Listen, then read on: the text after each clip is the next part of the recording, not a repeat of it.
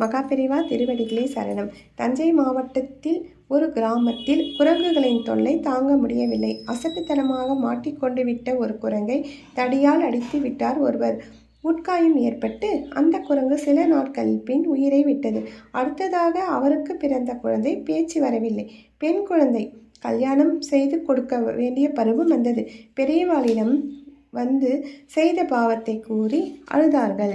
மண்ணால் குரங்கு பொம்மை செய்து உங்க ஊர் கிராம தேவதை கோவிலில் காணிக்கையாக அதை சமர்ப்பித்து விடு. மனம் விரும்பி கல்யாணம் செய்து கொள்பவனாக பார்த்து திருமணம் செய்து கொடு. அப்படியே நடந்து வாய் பேசாத அந்த பெண்ணுக்கு சுட்டித்தனமாக பேசுகிற குழந்தை பிறந்ததாம். குரங்கை அடிக்கக்கூடாது, அவைகளிடம் கருணை காட்ட வேண்டும். ராம சேவர்கள் பரம்பரையில் தோன்றியவை. நமக்கு தொந்தரவு கொடுத்தாலும் ஆஞ்சநேயரை நினைத்து கொண்டு இவைகளை விட்டுவிட வேண்டும்.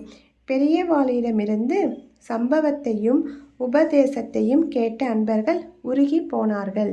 மகா பெரியவா திருவடிகளே சரணம். ஸ்ரீராம ஜெயம்.